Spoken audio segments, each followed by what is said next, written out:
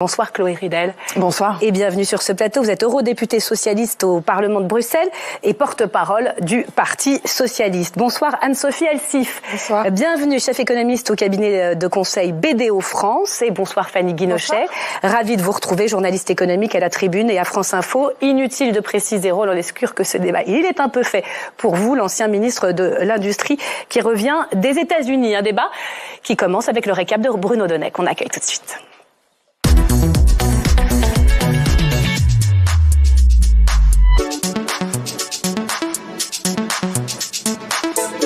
Retourner. Bonsoir Bruno. Bonsoir Myriam, bonsoir à tous. Dans votre récap ce soir, la guerre commerciale est déclarée. Absolument, et sur les chapeaux de roue Myriam, Donald Trump l'a annoncé hier, les droits de douane sur les automobiles fabriquées hors des États-Unis vont augmenter, et pas qu'un peu. Nous allons effectivement appliquer une taxe douanière de 25%, mais si vous construisez votre voiture aux États-Unis, il n'y a pas de droit de douane. 25% de plus qui seront mis en place dès mercredi prochain. Alors concrètement, c'est une menace pour un marché colossal. Regardez donc, en 2024, une voiture sur deux vendue aux États-Unis provenait de l'étranger. Économiquement, ça représente 474 milliards de dollars et le prix des véhicules étrangers pourrait donc augmenter en moyenne de 6 250 dollars. Quant aux pays les plus impactés, eh bien, ce sont ceux dont l'industrie automobile est centrale pour l'économie, c'est-à-dire le Japon, la Corée du Sud et l'Allemagne. Le Mexique et le Canada sont très inquiets aussi. Oui, ils sont préoccupés, Myriam, parce qu'ils sont dans le collimateur de Donald Trump qui répète depuis des mois qu'il en a ras le chéquier de les subventionner. Nous subventionnons le Canada à hauteur de 100 milliards de dollars par an. Nous subventionnons le Mexique à hauteur de près de 300 milliards de dollars. Pourquoi subventionnons-nous ces pays ? Alors, pour faire simple, le Mexique et le Canada, parce qu'ils sont géographiquement proches des États-Unis, ont été choisis par de nombreux industriels pour abriter des usines de pièces détachées. On fabrique donc dans ces deux pays-là les moteurs, les transmissions, mais également les composants électriques. Voilà pourquoi le Premier ministre canadien est extrêmement mécontent et dénonce même une stratégie totalement manœuvrière. Je rejette toute tentative visant à affaiblir le Canada, à nous épuiser, à nous briser pour que l'Amérique puisse s'emparer de nous. Est-ce qu'on est sûr qu'il va les mettre en œuvre, ces menaces, Donald Trump ? Absolument pas, Myriam. D'abord parce que le président américain nous a habitués aux pétards mouillés, et puis parce que, comme l'expliquait très bien ce matin nos confrères de Libération, le calcul des droits de douane dans le secteur des pièces détachées est une usine à gaz dont la modification pourrait prendre une éternité. C'est d'ailleurs aussi ce qu'espère Emmanuel Macron, très critique à l'égard des annonces américaines. Ça n'est pas une décision qui permet d'améliorer le progrès et la prospérité dans nos sociétés. Et donc j'espère que, peut-être après des annonces qui viendront, le président Trump les revisitera et pourra revenir sur cette décision. Alors augmentera pas, on ne sait pas, mais après la paix en Ukraine, l'annexion du Canada ou le rachat du Groenland, Donald Trump n'en finit plus de saturer l'espace diplomatique et de soulever des interrogations vertigineuses. Merci beaucoup Bruno Donnet. Roland Lescure, comment vous la lisez, cette stratégie de Donald Trump ? C'est pas la première fois qu'il menace sur les automobiles, sauf que pendant le premier mandat, il n'a pas mis à exécution sa menace. 25%, c'est énorme. Pourquoi maintenant et quel est son réel objectif ? Mais son objectif, il l'a dit pendant la campagne, son mot favori dans la langue anglaise, c'est les tarifs douaniers. C'est un objectif avant tout politique, asseoir l'autorité des États-Unis sur le monde et rapatrier des usines en Amérique. C'est ça, attirer un maximum du secteur automobile chez lui. Ça fonctionne pas comme ça. Ça a été très bien dit. La chaîne de production aujourd'hui, notamment entre les États-Unis et le Canada, est très intégrée. Donc une automobile, fabriquée à Détroit aujourd'hui aux États-Unis, il y a 30-40% des pièces détachées qui la composent, qui viennent de l'autre côté de la frontière, au Canada. Donc si vous augmentez de 25% les prix des pièces détachées, ce sera d'autant plus cher pour les automobiles américaines. Donc c'est perdant pour vous, cette stratégie pour les Américains. La guerre commerciale, c'est perdant-perdant. Ça ne veut pas dire qu'il ne faut pas réagir, on y reviendra sans doute, parce qu'il faut être extrêmement ferme. Face à quelqu'un qui aime bien jouer au bras de fer, il vaut mieux montrer les muscles que s'incliner. Mais oui, c'est une stratégie économique perdant-perdante, il l'a lui-même reconnu. Il a dit il va y avoir une période de transition un peu difficile. Vous inquiétez pas, après tout ira bien, ce sera l'Eldorado. La réalité aujourd'hui, c'est qu'il a une stratégie, on appelle ça le mercantilisme en économie, un peu d'arrière-garde, qui fonctionnait dans des économies plutôt fermées, qu'il est en train lui-même de refermer, mais qui risque de se traduire par des pertes d'emplois, importantes, à la fois aux États-Unis et ailleurs. Alors on va venir sur les conséquences et sur la riposte, Chloé Ridel, dans un instant, mais votre lecture m'intéresse également, comme députée européenne. On a l'impression qu'elle est un peu sans limite, cette guerre commerciale de Trump. Aujourd'hui, c'est les voitures, mais jeudi prochain, il nous promet une annonce de sans doute 25%, mais sur l'ensemble des biens, tous les biens qui rentrent aux États-Unis. Qu'est-ce qu'il cherche? Qu'est-ce qu'il veut, selon vous? Il cherche à reconfigurer l'ordre mondial en matière de commerce parce qu'il pense que celui-ci ne fonctionne plus pour les États-Unis. Je reviens ce matin même de Washington où j'ai beaucoup discuté de ces sujets avec des interlocuteurs dans la capitale américaine. Ils considèrent qu'ils sont défavorisés et ils ont une stratégie où ils veulent recréer de l'industrie aux États-Unis en à la fois augmentant les droits de douane et en baissant drastiquement les impôts. Pour les raisons qu'a évoqué Roland Lescure, c'est un choix qui s'annonce un peu perdant parce que pour l'instant, la conséquence, c'est plus d'inflation pour les Américains, c'est moins de croissance et à long terme, les chaînes de valeur sont tellement intégrées que ça ne se fait pas comme ça. Les chaînes de valeur, c'est toutes les mailles de la chaîne de production. Il faut bien se rendre compte que Donald Trump, il réaugmente les droits de douane, il les remet à leur niveau de 1930, des années 30, à l'époque où la mondialisation n'était pas celle qu'elle était, l'intégration des chaînes de valeur n'était pas celle qu'elle était. Donc c'est pas automatique. Donc il a les mauvaises lunettes. Je pense, mais après, lire le monde d'aujourd'hui. Attention, je pense que ça n'est pas un gros mot de protéger son marché, de protéger ses industries, de protéger ses emplois. Je pense que l'Union européenne, on devrait davantage y réfléchir, mais cette tactique unilatérale n'est pas la bonne pour y parvenir. Il faut, je pense, davantage de concertation et en tout cas, il faut que l'Europe prépare sa défense. Pour l'instant, on a l'impression que il y a cette intention de répondre, œil pour œil, dent pour dent. Il y a eu une première liste, voilà. Tout ça, c'est la réplique d'une réplique. On va en parler aux annonces de Donald Trump. Mais c'est trop faible pour le moment. Rappeler qu'elles sont pas centrées directement sur l'Europe ou spécifiquement sur l'Europe. Ça concerne l'ensemble des pays du monde. Alors, les prix des voitures, Anne-Sophie Elsif, vont sans doute exploser. Une voiture neuve achetée aux États-Unis sur 2 est importée, sans compter, donc on l'a dit, toutes les pièces détachées. Est-ce qu'on a une idée de l'augmentation des prix? Ça va se chiffrer en quoi? En dizaines de milliers de dollars par véhicule? Alors en plus? Peut-être, mais là aussi c'est très compliqué parce que comme vous l'avez très justement dit, on a eu le débat en Europe et notamment sur les fameux véhicules chinois. Là, vous l'avez très justement dit, ce sont tous les véhicules qui sont concernés, donc pas seulement européens. Vous avez parlé du Japon, de la Corée du Sud, mais également de la Chine. Et là, en effet, vous avez des pays qui fonctionnent très différemment. Bien sûr, pour ne pas citer la Chine, qui a une économie qui est massivement subventionnée. Et on se souvient, par exemple, qu'en Europe, on disait très bien, on va augmenter les droits de douane, même avec une hausse de 20-30%. C'était déjà aspiré dans le prix de revente de la voiture chinoise qui restait bien inférieur aux constructeurs européens. Donc il y a une inégalité des constructeurs par rapport au prix et leur capacité à pouvoir absorber ces droits de douane. On peut déjà dire qui sera le plus pénalisé parmi les constructeurs? Sera moins pénalisé, mais en effet, ceux qui seront le plus, ce seront souvent les Allemands et sûrement en effet les Japonais, puisqu'en termes de volume, on va y venir aux Allemands dans un instant. Important. Sur les prix, par exemple, les pick-up Fanny Guinochet sont ultra prisés. C'est ces voitures, on va en voir une photo avec un grand coffre ouvert à l'arrière. On dit qu'un Américain sur 2 à peu près roule en pick-up aux États-Unis. Ils étaient déjà taxés, 25%. Et donc là, ça va faire 50%. Exactement. Et là où ça va être compliqué, c'est que en fait, les Américains, les prix vont forcément augmenter puisque donc, alors ça dépend des marques, mais quand même le prix des pick-up va augmenter. En tout cas, ceux qui sont importés, mais il y a aussi les pièces détachées. Donc ça va s'appliquer aussi au marché de l'occasion. Vous voulez réparer votre pick-up, vous allez devoir payer plus cher votre pièce. J'ai pu lire sur les pièces détachées qui parfois il y a des passages de frontières entre les États-Unis. Voilà, c'est l'intégration des chaînes dont parlait Roland Lescure et Madame, parce que effectivement, c'est là où c'est pas figé. Donc la difficulté pour le consommateur américain, ça va être quel choix je fais. Le choix, il se fait toujours en fonction du porte-monnaie. Faut pas rêver. Et il se fait. Il y a un patriotisme économique, etc. Mais à la fin de la fin, surtout face à de l'inflation, en général, et on a eu, quand on regarde, les voitures américaines sont souvent déjà plus chères que les voitures importées. Donc l'Américain moyen, entre guillemets, il a plutôt tendance à s'acheter une voiture importée. Donc là, forcément, son prix va augmenter. Donc le choix, il va y avoir une augmentation des prix pour le consommateur, et puis, il y a des gens des Américains qui vont dire, je change pas de voiture. Donc il y aura une baisse aussi de la production. C'est ça le risque. Et au final, aujourd'hui, effectivement, Donald Trump montre les gros bras, mais demain, quand il va y avoir...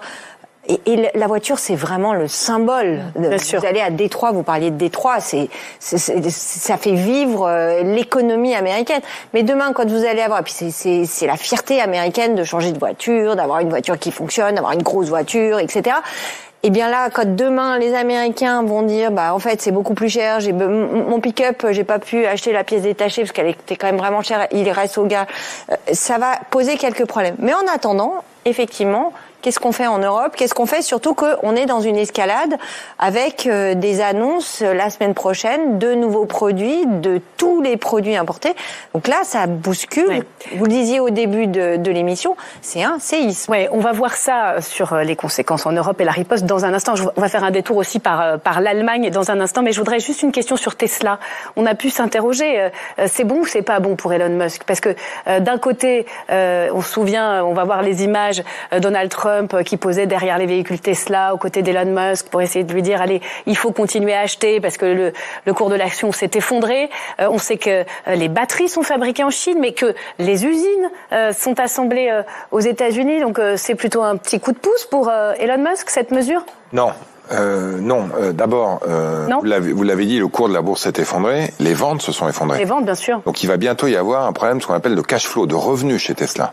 Et Tesla n'arrivera, moi je vais le dire comme ça, à survivre que s'ils sont capables de concevoir et de produire de nouveaux modèles. Donc il y a des besoins d'investissement chez Tesla qui sont énormes aujourd'hui. Alors oui, ils le présentent comme un coup de pouce parce qu'il y a des usines, vous l'avez dit, d'assemblage de Tesla aux États-Unis. Il y a aussi des usines en Europe qui, elles, vont souffrir. Il y a des usines en Chine. Il y a beaucoup de véhicules Tesla qui sont fabriqués en Chine. Non, je pense que c'est un coup de pouce pour personne. Et les voitures Tesla, elles sont construites avec de l'acier et de l'aluminium importés.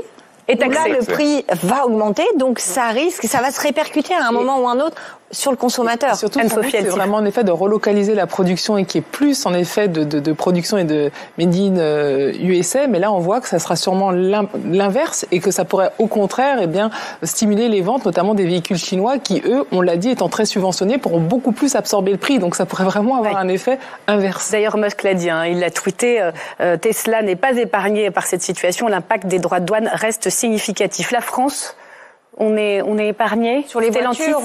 Alors il y a quelques voitures Stellantis, mais globalement on est épargné par rapport à nos voisins allemands qui ont construit leur modèle économique sur les exportations et notamment les exportations vers les États-Unis. Il y a d'autres pays, la Slovaquie qui est aussi impactée, la Pologne, mais globalement la France sur les voitures on s'en sort. Après on a d'autres produits nous en jeu, nos spiritueux, notre cognac. Là on fait moins les malins. Et les pièces détachées quand même, parce qu'on a de très grandes entreprises françaises qui travaillent pour les constructeurs. Forestia, Plastic Omnium, etc. Donc on a quand même un impact indirect qui risque d'être très fort, plus les autres secteurs, vous l'avez dit, vins, spiritueux, pharmacie, oui. Produits de luxe évidemment, qui sont extrêmement vendus, et la pharmacie. Les Allemands ont manifestement le plus à perdre en Europe, puisque les constructeurs automobiles allemands représentent 2/3 des exportations européennes. BMW, Mercedes, Volkswagen. Peuvent-ils se passer du marché américain? Élément de réponse, Hélène Bonduel.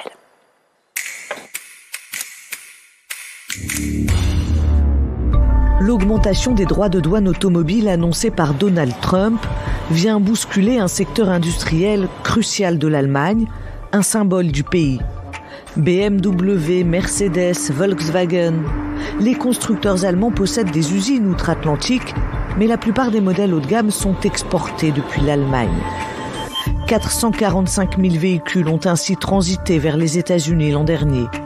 13% des exportations de voitures allemandes. Les États-Unis sont le premier marché des marques allemandes et la Fédération industrielle automobile du pays s'inquiète. L'annonce de droits de douane sur les voitures ou ses composants venant d'Europe vers les États-Unis est un sérieux revers pour le libre-échange et ses règles, qui aura des conséquences significatives des deux côtés de l'Atlantique en termes de croissance, d'emploi, de prospérité et de travail. Car ces nouveaux droits de douane s'ajoutent à un secteur déjà en pleine crise et des suppressions de postes qui se multiplient. Alors le ministre allemand de l'économie en appelle à l'Europe. Ce qui compte maintenant, c'est d'avoir une réponse ferme de l'Union européenne à ces droits de douane. Il doit être clair que nous ne nous laisserons pas faire. La présidente allemande de la Commission européenne, Ursula von der Leyen, regrette également la décision américaine.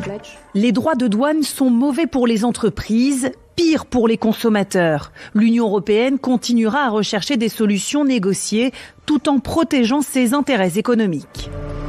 Et les enjeux économiques outre-Rhin sont importants. Près d'un emploi sur 7 en Allemagne est lié à l'automobile. Bonsoir Paul Maurice et merci d'être à distance avec nous ce soir. Vous êtes chercheur à l'IFRI, spécialiste des relations franco-allemandes. Comment réagit-on en Allemagne et comment réagit le nouveau chancelier Friedrich Merz ? Bonsoir. Alors, Friedrich Merz n'est pas encore chancelier. Il est en train de négocier avec les sociodémocrates pour devenir chancelier éventuellement, comme il l'avait espéré à Pâques. Alors, dans son programme économique, Friedrich Merz avait un programme de relance qui était ce que j'appelle un pansement géant sur l'économie allemande, c'est-à-dire des mesures de libéralisation, mais pas de réflexion sur le modèle économique lui-même, et qui repose, comme ça vient d'être dit, sur l'industrie, et notamment automobile et tout ce qui en découle. L'Allemagne est devenue le premier partenaire commercial des États-Unis en 2024, on l'a vu dans les chiffres du début d'année, et donc ces tarifs douaniers et la menace qui pesait sur les exportations allemandes sont un vrai coup d'arrêt sur les programmes de relance de l'économie allemande qui seront l'un des critères de réussite de ce gouvernement qui pourrait être dirigé par Friedrich Merz. Donc il y a une vraie crainte en Allemagne et en même temps on l'a vu des responsables politiques qui réagissent de manière paradoxale. Vous avez montré dans le reportage Robert Habeck qui prône des réponses européennes fortes. C'est un écologiste qui a longtemps défendu une réforme de l'industrie allemande et notamment de l'industrie de l'automobile électrique. Alors justement, quelle riposte possible ? Est-ce que les Allemands ont un levier de pression directement ? Je pense peut-être au gaz non liquéfié américain dont ils ont besoin puisqu'ils se sont passés largement du gaz russe. Est-ce qu'au contraire, ils attendent de la Commission européenne une riposte collective où le chacun pour soi peut l'emporter ? C'est toute la question, mais cette question se pose à d'autres pays qu'à l'Allemagne. C'est-à-dire, est-ce qu'on va être dans une logique trumpienne transactionnelle où il va réussir à convaincre les uns et les autres de négocier directement ? Et c'est une crainte qu'on a eue pour l'Allemagne, d'une réponse très angoissée sur son industrie. Néanmoins, les premiers messages passés par Friedrich Merz, son déplacement à Paris, sa rencontre avec le président de la République à Berlin, montrent qu'il a une volonté de réagir en franco-allemand puis en européen. Est-ce que ce sera suffisant pour sauver, si j'ose dire, l'industrie automobile allemande? Il faudra voir sur le long terme. En tout cas, la demande européenne est forte et la France et l'Allemagne doivent en être vraiment les pays porteurs. Merci pour cet éclairage, Monsieur Maurice. Chloé Ridel, la riposte européenne. Peut-être pour ceux qui nous regardent, parce que c'est pas forcément une évidence, réexpliquer que la compétence commerciale, c'est à 27, elle se joue au niveau de la Commission européenne. C'est ça ? Et c'est exactement ça. Et le problème de la politique commerciale européenne depuis des décennies, c'est qu'elle a été centrée sur l'objectif de garantir les prix les plus bas pour le consommateur. Ça, c'était l'objectif premier. Quitte à accepter la délocalisation de beaucoup de nos industries en Chine, pourvu qu'à la fin, le prix pour le consommateur soit plus bas. Mais ça, c'est oublier que le consommateur, c'est aussi un citoyen qui tient à ses emplois, qui tient à sa souveraineté.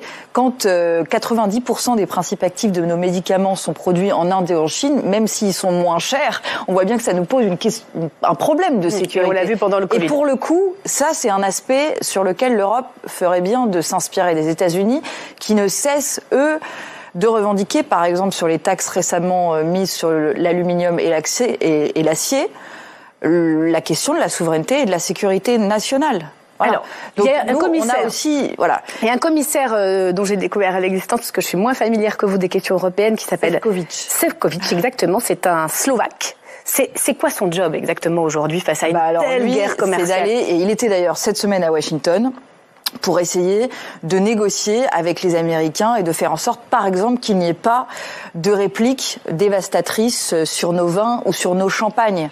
Mais moi, ce que je veux dire... C'est lui qui décide, au fond, de la liste non, il des consulte produits. avec les États membres. Il consulte avec les États membres. C'est démocratiquement validé par les 27. C'est consulté sans arrêt avec le Conseil européen. Et il y a un contrôle du Parlement européen, mais pas suffisant, évidemment, à mon sens. En fait, l'approche de la Commission européenne, pour l'instant, c'est d'essayer d'empêcher Donald Trump de le dissuader d'appliquer ses droits de douane. Mais je pense qu'il ne faut pas partir du principe que M. Trump va reculer. Il faut d'abord chercher à protéger nos industries européennes, nos emplois européens. Et moi, je constate sans arrêt qu'il y a une forme de peur en Europe, notamment vis-à-vis des États-Unis, qui ont toujours été le grand frère, etc. Une forme de déni qui se poursuit. De dire non mais s'il vous plaît revenez sur votre décision, d'accord on va renoncer à l'application de notre loi sur la régulation des réseaux sociaux, on va renoncer à notre taxe sur les GAFAM parce que les Américains nous menacent. Il ne faut pas faiblir, mais ça veut dire comment faiblir de façon concrète. Il ne faut pas se laisser intimider et moi je pense qu'on a beaucoup à apprendre en l'occurrence de la réaction canadienne. Je suis désolée, mais la force et la dignité de leur réaction en disant la confiance elle est rompue, et ils ont quand même des raisons de le dire parce qu'on a quand même un président américain qui parle de les annexer et qui disent voilà, on est unis, fermes et on ripostera aussi longtemps que nécessaire. Alors, c'est comme ça que l'Europe doit réagir. L'unité, c'est plus facile quand on est une grande nation et un seul pays. L'unité à 27 face à une telle guerre commerciale est-elle possible ? C'est possible, puisque comme on l'a très bien dit, c'est une compétence de l'Union européenne. Je rappelle concernant les Allemands que le premier marché, le premier client, c'est le marché européen. Et que par rapport aux États-Unis, on a une balance commerciale excédentaire. Donc on est le premier marché, les premiers clients par rapport aux Allemands, c'est l'Europe, c'est les États-Unis, c'est après. Et ensuite, on est en capacité d'excédent par rapport aux États-Unis. Et malgré, on va dire, ces faits économiques, on répond en disant attention, s'il vous plaît, en effet, arrêtez. Il faut qu'on change notre politique. Parce vous dites on répond, c'est la Commission européenne ou c'est chaque État qui va à Washington en suppliant Trump de ne pas agir? Et les Allemands, rappelons-nous, depuis Trump 1, le lendemain que les 25 droits de douane, parce qu'il avait déjà fait le coup la première fois, a été annoncé sur l'automobile, Angela Merkel seule était à Washington pour dire attention, s'il vous plaît, ne taxez pas nos automobiles. Donc c'est vrai que là, de dire on passe par le franco-allemand, etc., c'est assez risible quand on connaît l'histoire de l'Europe, puisque à ce moment-là, il y avait déjà eu l'interrogation de dire attention, il y a des dépendances et ça peut continuer si Donald Trump revient. Et on a vu les mêmes problématiques sur l'Europe de l'énergie notamment, où en effet l'Allemagne était souvent taxée de... Fanny Guinochet, Roland Lescure. Là, il y a peut-être un changement, c'est qu'aujourd'hui, du côté de l'Allemagne, le choc est tel. Il y a eu depuis quand même la guerre en Ukraine. Tous les fondamentaux allemands sont en train quand même de s'écrouler, pour faire simple. Et effectivement, du côté des Allemands, avant, ils se sentaient extrêmement puissants. C'était les meilleurs élèves de l'Europe et ils pouvaient aller tout seuls dans leur coin, négocier leurs petites affaires, sauver leur voiture. Là, ils ont pris quand même un coup sur la tête, évidemment, et du coup, avec le désengagement de Trump. Ils sont en train de regarder un peu plus du côté de la France. Donc, c'est un élément. Bon, il va falloir voir, mais je pense que c'est un élément d'optimisme que l'on peut avoir sur la façon dont on peut trouver, éviter que l'Europe ne se divise. En tout cas, que le socle franco-allemand retrouve un peu et fasse poids face aux États-Unis et qu'on n'aille pas dire bon bah taxez moins les voitures, tant pis pour le champagne, mais allez-y sur les voitures. C'est-à-dire qu'il ne faut pas faire de bilatéral. C'est ça, où chaque pays part à Washington en essayant de négocier son intérêt personnel. C'est en train de changer fondamentalement. Enfin, moi, je pense que le changement, il est beaucoup plus profond encore que ce que vous avez mentionné. Ce que vous dites est vrai de Trump 1, où il a divisé pour mieux régner. Vous vous souvenez qu'il taxe le vin français, espagnol et pas le vin italien. Là, c'est terminé. Il taxe tout le monde. Oui, c'est ça. Il fonctionne davantage par secteur, même mondial, plutôt que par pays. Parce que l'Europe, elle aussi, répond de plus en plus rassemblée. Le changement fondamental du chancelier allemand. Robert Habeck, moi je le connais bien, c'était mon alter ego quand j'étais à l'industrie. Ils n'étaient pas du tout sur ce qu'il vient de dire là.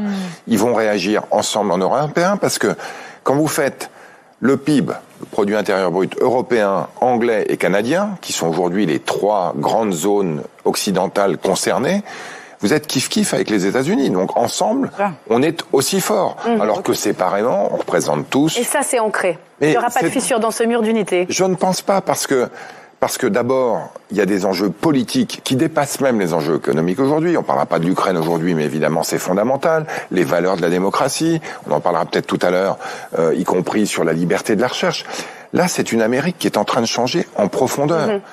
Alors que le Canada, le Royaume-Uni et l'Europe, je pense, sont attachés à leur modèle. Alors, soyons plus précis et concrets. Il y a eu une première liste, il y avait le problème du Bourbon dans cette liste, et donc on a eu une première série de représailles sur le champagne, les spiritueux français. Mais au-delà de cette liste, dans la riposte graduée, il y a un coup de bazooka possible, c'est les services, c'est les big tech, les GAFA.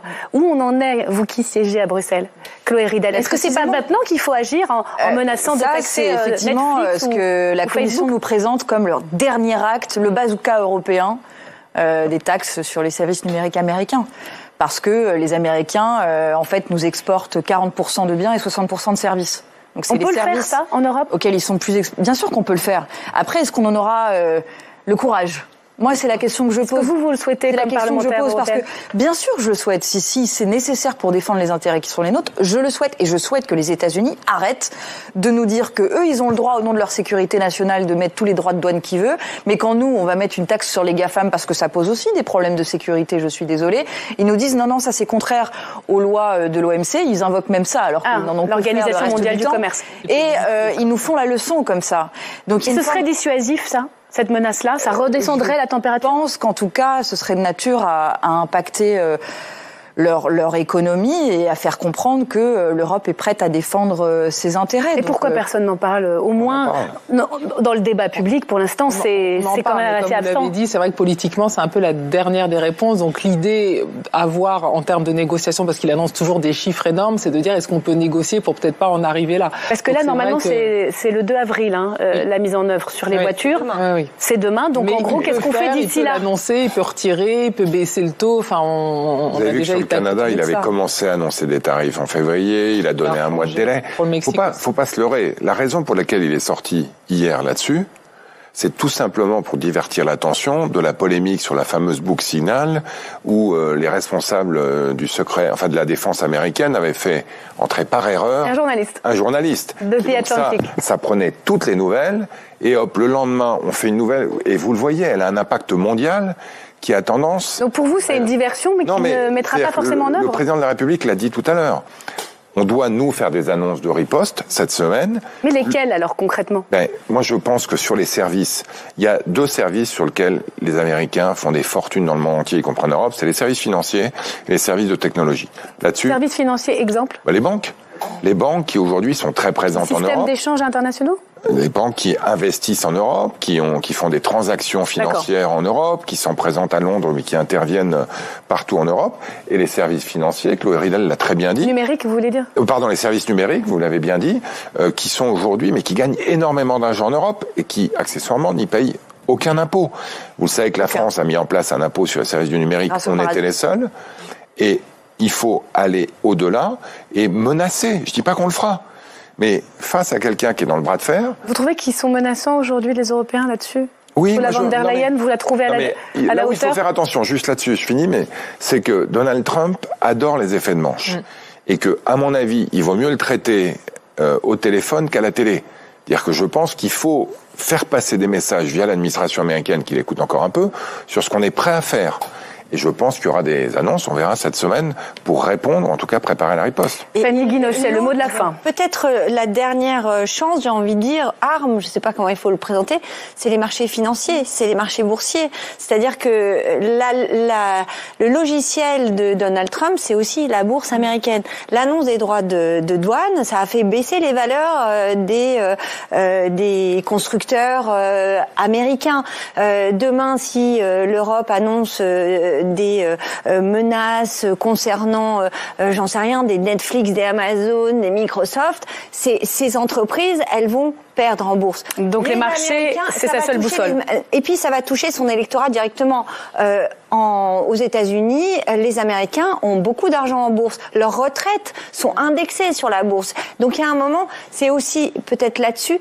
Et on peut se dire que derrière les discours politiques dont Donald Trump finalement n'a que faire. Finalement, si vous avez des baisses régulières de la bourse, bon voilà, il pourra peut-être revoir sa position.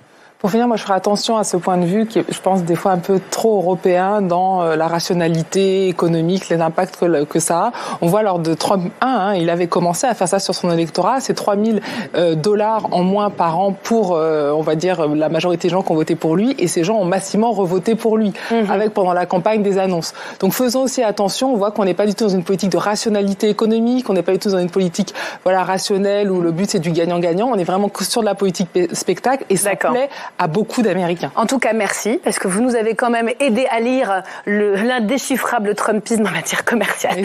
Merci d'avoir accepté ce débat sur LCP.